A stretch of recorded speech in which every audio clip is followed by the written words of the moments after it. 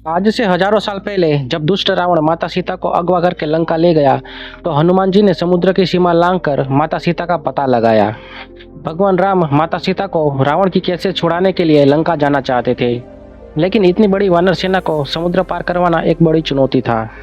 ऐसे में वानर सेना ने समुद्र में पुल बनाने का निर्णय किया। उन्होंने पत्थरों पर राम नाम लिखा और पुल बनाना शुरू कर दिया। वैसे तो पत्थर पानी में डूब जाते हैं, लेकिन भगवान राम के नाम से वो तैरने लगे। यह देखकर पूरी वानर सेना उत्साह के साथ राम नाम लेकर पुल बनाने लगी। उस समय वहाँ एक छोटी सी गिलहरी भी थी, जो मुंह में कंकर पकड़कर नदी में डालती थी। काफी देर से वो ऐसा ही कर रही थी कि अचानक उसे ऐसा करते हुए एक वानर ने देख लिया। वानर ने गिलहरी को देखकर कहा, तुम ये क्या कर रही हो? यहाँ से दूर हट जाओ, वरना तुम बड़े बड़े पत्थरों के बीच दब जाओगी। वानर की बात सुनकर गिलहरी बोली, मैं पुल बनाने में आपकी मदद कर रही हूँ। जिस तरह आप बड़े बड़े पत्थरों को अपने हाथों से उठाकर समुद्र में फेंक रहे हैं, उसी तरह मैं भी इन छोटे छोटे कंकड़ों को समुद्र में डाल रही हूँ। गिलहरी की बात सुनकर वानर हंसने लगा। वानर बोला, तुम्हें क्या लगता है कि यह पुल छोटे छोटे कंकड़ों से बनेगा? अरे लंका तक पुल बनाना है तो बड़े बड़े पत्थरों की जरूरत होगी। तुम व्यर्थ ही अपना समय बर्बाद कर रही हो। यह सुनकर गिलहरी बहुत ज्यादा उदास हो गई। भगवान राम दूर से यह सब कुछ देख रहे थे। उन्होंने गिलहरी को अपने पास बुलाया और सभी वानरों के सामने उसके प्रयास की तारीफ की। भगवान राम ने दिखाया कि कैसे गिलहरी द्वारा लाए गए छोटे छोटे कंकड़ पत्थरों ने बड़े बड़े पत्थरों के बीच में जाकर उन्हें जोड़ दिया। वानर सेना के सदस्यों की तरह गिलहरी भी पुल बनाने में अपना योगदान दे रही है। भगवान राम की बात सुनकर पूरी सेना ने उसका धन्यवाद किया। इसके बाद भगवान राम ने प्यार से गिलहरी की पीठ पर हाथ फेरा। कहते हैं कि पहले गिलहरी के शरीर पर लाइन नहीं थी, लेकिन इस घटना के बाद राम ने उसकी पीठ पर हाथ फेरा तो भगवान ने गिलहरी के छोटे से शरीर पर अपनी उंगलियों के निशान छोड़ दिए। तो दोस्तों, इस कहानी से हमें यह सीख मिलती है कि कभी भी किसी के योगदान को छोटा नहीं समझना चाहिए। तो चलिए दोस्तों, बात करते हैं हम अगली कहानी के बारे में। यूनान में मिडास नाम का एक फेमस राजा हुआ करता था। बचपन से ही उसे सोना बहुत पसंद था। उसके कमरे की हर चीज सोने की बनी हुई थी। उसका बेड सोने का था, वो जिस बर्तन में खाना खाता था वो सोने का था, और तो और उसकी कंघी भी सोने की बनी हुई थी। उसे सोने से इतना प्रेम था कि वो जितना ज़्यादा सोना जमा करता उतना ही उसका लालच बढ़ता चला जाता।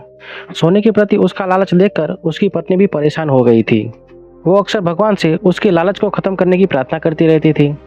एक दिन राजा मिडास अपने महल के कमरे में बैठकर सोना गिन रहा था। तभी अचानक वहां पर भगवान प्रकट हुए।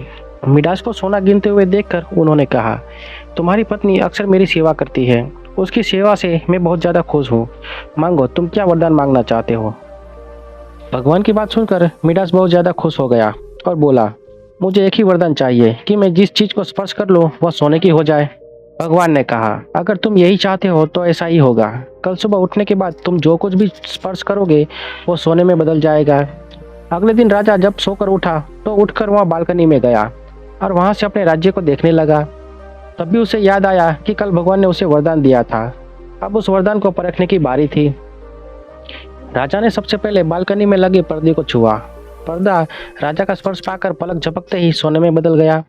यह देखकर राजा बहुत खुश हो गया। राजा मिडास सोने का स्पर्श पाकर बहुत खुश था, लेकिन उसे अभी पता नहीं था कि धीरे धीरे उसका यही वरदान उसके लिए मुसीबत खड़ी कर देगा। बालकनी से निकलकर राजा नाश्ता करने के लिए बैठा, लेकिन जैसे ही उसने फलों को हाथ लगाया वे सभी सोने में बदल गए। उसने पानी पीने के लिए जैसे ही जग को छुआ तो वो भी सोने में बदल गया। राजा मिडास को बहुत तेज भूख लग रही थी। उसने पानी पीने के लिए जैसे ही जग को छुआ तो वो भी सोने में बदल गया। राजा मिडास को बहुत तेज भूख लग रही थी और उसे समझ नहीं आ रहा था कि वो क्या करे।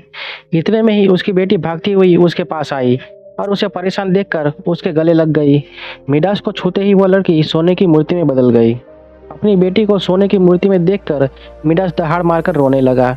उसे अपनी बेवकूफ़ी पर बहुत पछतावा हुआ और उसे समझ में आ गया था कि सोना संसार की सबसे अच्छी चीज नहीं है।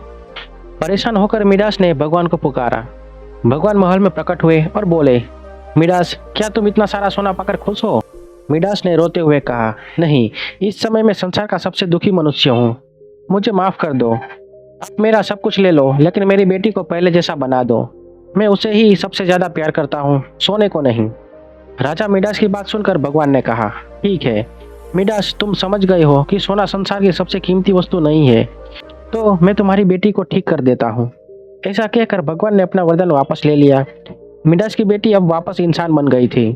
ठीक होने के बाद मिडास की बाहों में उसकी प्यारी बेटी पहले की तरह हठखेलियां करने लगी। इस घटना के बाद मिडास ने सबक ले लिया था कि दुनिया का सबसे बड़ा धन परिवार होता है। अब वो अपनी पत्नी और बेटी के साथ हंसी खुशी रहने लगा। तो दोस्तों, पैसा आपकी ज़रूरतों को पूरा कर सकता है, लेकिन वास्तविक खुशी आपको अपने परिवार से ही मिलती है।